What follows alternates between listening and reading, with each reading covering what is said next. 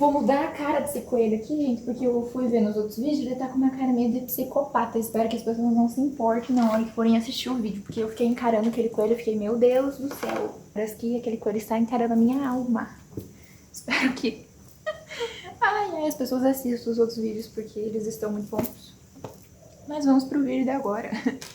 Jesus amado, qual que é o vídeo? Esse foi um dos únicos manhwas que eu derramei lágrimas pra valer. E eu não pensei que eu ia chorar, mas lá estava eu no sofá, do lado da minha mãe, com o celular na mão, chorando, ao ler um quadrinho. E aí a minha mãe, sem entender nada, porque geralmente eu faço dessas e sou muito emotivo pra histórias. E aí, gente, tudo bem com vocês? Aqui é a Luana e hoje eu trouxe uma indicação apenas pra gente falar, porque eu tenho bastante coisa pra falar sobre essa história. E uma aí que eu li faz um tempo, eu não queria estar indicando pra vocês, porque eu pensei, eu fui ler umas notícias em inglês, que a história estaria sendo cancelada, ela não estaria sendo mais produzida. Mas, graças a Deus, uma menina me mandou mensagem lá no Instagram. Eles acabaram publicando a continuação, que se eu não me engano vai pra terceira ou pra quarta temporada, eu não lembro agora. E a história vai continuar. Não sei ainda quando eu vou ler, mas provavelmente...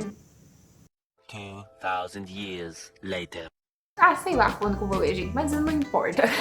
O que importa é você deixar seu like pra incentivar meu trabalho e se inscrever nesse canal se você gosta desse tipo de conteúdo. Mas hoje a gente vai falar de uma história que se chama Eu Sou Uma Criança Dessa Casa. Gente, essa história tem várias linhas de pensamento, algumas são polêmicas, outras são, assim, você aceita, tá? Pra você não surtar. E outras são muito confusas, tá? Eu separei vários pontos, eu vou dar aqui um geral sobre a história.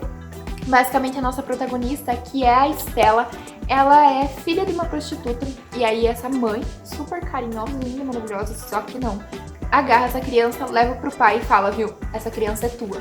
E aí vende a criança pro pai, que paga pela filha. A filha é levada pra casa principal dessa família nova que acabou de comprar ela. E lá ela começa, né, tipo, meu Deus, será que eles vão me deixar como uma escrava? Será que eu vou virar uma empregada? E aí, quando o pai volta pra casa, ele revela que, na verdade, ele comprou a criança ali pra se livrar da mãe, pra que a mãe não viesse atrás, né? Ele começa a cuidar dessa criança, a Stella, e várias coisas vão acontecendo. Esse aí é uma história, um quadrinho que começa com ela bem criança, e aí vai levar ela pra adulta.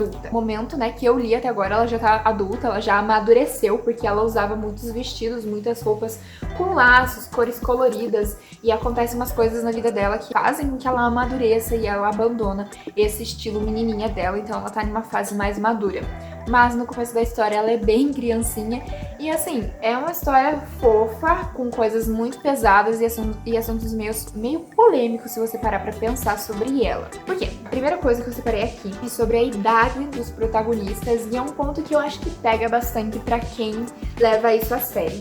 Só que assim, a gente tem que saber que essa história, ela se passa em um tempo antigo, tá? É um romance de época, mesmo que a gente, né, tenha umas abordagens muito mais diferentes nos tempos atuais. O casal principal, que na minha opinião perde a química ao decorrer das coisas que vão acontecendo, sem falar que a protagonista tem uma química louca com o irmão dela, mesmo que nada aconteça, eles têm química, não dá pra negar.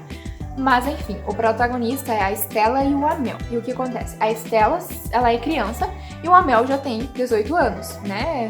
Que é a idade ali pra ele se tornar um cavaleiro e proteger ela, porque ele é um cavaleiro dela, ali contratado, né? Ele jurou lealdade, né, pra família dela e ele tá protegendo ela. Na minha opinião, só tem uma cena que eu fico incomodada um pouco, lá pro decorrer da história, que parece que tem coisas um pouco mais do que uma criança e um adulto não deviam estar falando.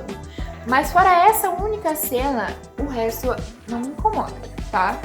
Ele tem ali uma relação de que ela ama ele, tá? Ela vai amando ele, mas nada amor romântico, tá, gente? Ela vê ali uma figura que pode proteger ela e ela se agarra nele. E aí, quando ela vai virando uma mocinha, quando ela vai crescendo, ela vai tendo interesse romântico nele. É uma coisa mais, eu acho, natural. Ela vê no guarda, no homem que sempre protegeu ela, né? Ela começa a reparar em outras coisas ao decorrer que ela vai crescendo, tá? Então eu não acho que seja tão problemática as cenas que eles colocam com a interação entre os dois ali. Eu acho que é um amor ali entre proteção, tá? Mas tem uma cena que me incomoda, então fica aí ao critério aí de você, se você acha que não pode, ou se você acha que ok, não tem, né, um amor romântico, eles não estão romantizando uma criança, um adulto ali. Então fica assim, é teu critério, não vou determinar nada, não vou afirmar nada, mas eu acho que é um amor mais ali protetivo, tá? Então fica a teu critério, eu só queria deixar esse ponto bem claro pra você. Outro ponto muito interessante que eu queria falar pra essa história pra vocês é sobre o Amel, que eu acho que ele tem uma personalidade muito diferente de qualquer outro protagonista que eu já tenha visto. Eu já falei sobre ele em outro vídeo. E o que acontece? Ele é um amor de pessoa com a Stella, ele cuida dela, ele se mostra ser uma pessoa gentil perto dela, mas quando ele não tá perto dela, ele tem uma outra personalidade. Quando você for ler, você vai entender do que eu tô falando. E toda essa construção torna o personagem com camadas, sabe? Ele não é um personagem raso, na minha opinião. Mas ele tem umas atitudes que, ó, eu anotei assim. Qual era o plano do Amel? Ele não queria o poder pra ficar com a Stella, mas ele tinha aquela dupla personalidade. Ele era bom, ou era problemático, ou era uma pessoa sincera, ele era o quê? Eu ainda anotei aqui assim no meu roteiro, porque, sinceramente, ainda não cheguei em uma conclusão do que aconteceu. Porque até assim, eu fui ler os últimos capítulos em inglês, então eu não sei se a minha tradução foi totalmente ok. E aí, o que acontece? Eu fiquei um pouco confusa. Então tem a personalidade do Amel. E, assim, eu não gostei muito do começo da história porque eles insistem que a protagonista é fraca no início. Então tem esse ponto. Eu gosto da Stella. Ela vai crescendo com o decorrer das coisas, mas no início é aquele negócio muito, você não pode fazer nada porque você é fraca. E vai mudando, tá? Um pouco a mentalidade do pai e do irmão dela com essa questão dela ser fraca ou dela não ser fraca. E tem muitas questões pra você refletir. A primeira coisa que eu deixei anotado pra vocês é sobre a Stella, que ela tem aquele negócio que ela não quer ser odiada, então ela faz de tudo pra ela ser amada, ela tenta agradar as pessoas, ela não faz muitas coisas porque ela quer fazer, ela pensa mais no será que eu vou estar agradando ou será que eu vou estar fazendo com que aquela pessoa me odeie. Então essa é um ponto importante na minha opinião, que às vezes as pessoas são assim e é bom você ler uma história pra você sair de você mesmo e reparar como é que é outra pessoa fazendo o mesmo que você faz. Será que você se sente incomodado ou será que você bota razão no que aquela pessoa tá fazendo? Eu acho interessante essa parte da Stella, vai mudando com o decorrer da história. Também tem uma cena, eu não vou falar o que é, porque senão eu vou dar spoiler, mas que eu chorei bastante, que acontece com a Stella. Ela acontece uma coisa com ela, daí depois acontece outra, e aí quando ela tenta se recuperar disso, nossa, gente do céu, chorei. Nossa, tadinha, senti dó. Nossa, fiquei com dó. Porque assim, o que acontece? Na família dela, as pessoas que nascem com olhos vermelhos. A Stella nasceu com olhos rosas, que no caso fazem com que ela se torne uma mestiça. E aí essas pessoas são muito raras naquele reino. E elas são tidas como experimentos humanos. Então assim, é bem pesada. Eu não quero falar pra vocês pra não dar spoiler, mas quem leu sabe, quem não leu e for ler vai saber do que eu tô falando. E aquela parte sim, eu chorei.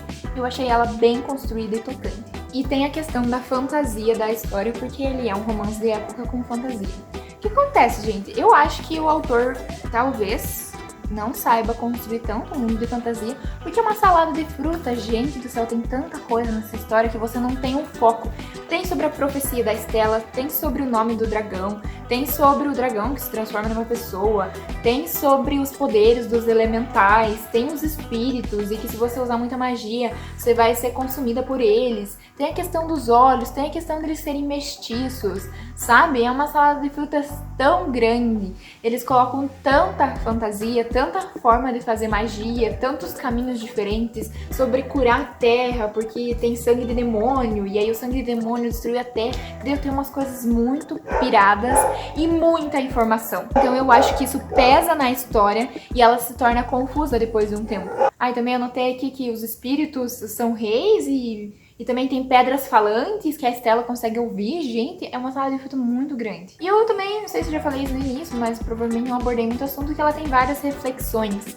E uma das reflexões que eu deixo pra finalizar esse vídeo, que eu achei muito interessante, que me marcou muito, é que tem uma cena que eles estão tendo uma conversa lá, e eis que surge o questionamento de que quanto mais egoísta o ser é, mais isso vai se refletir em quem ele se torna. Ou seja, se você é uma pessoa que tem pouco egoísmo, você deveria ter nascido como, sei lá, um outro animal, uma vida mais pacífica. Só que como sua alma é tão egoísta, você nasceu como um ser humano.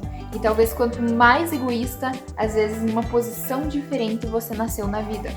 Esse é um questionamento da história, eu achei muito diferente de qualquer outra coisa que eu já tenho ouvido falar, e aí eu deixo esse questionamento pra terminar o vídeo pra você. Então foi isso, gente, ele tá com mais de 100 capítulos traduzidos, você pode procurar aí na internet se você quiser ler em inglês, se não me engano ele tá com 120 ou 112 capítulos, alguma coisa assim, não sei se é em português ou em inglês, aí eu acho que é 120 em inglês, mas você dá uma procurada, eu tenho certeza que você acha. Mas qualquer coisa, 9 e os capítulos vão estar aqui embaixo. E eu vejo você pro próximo vídeo, então eu fui!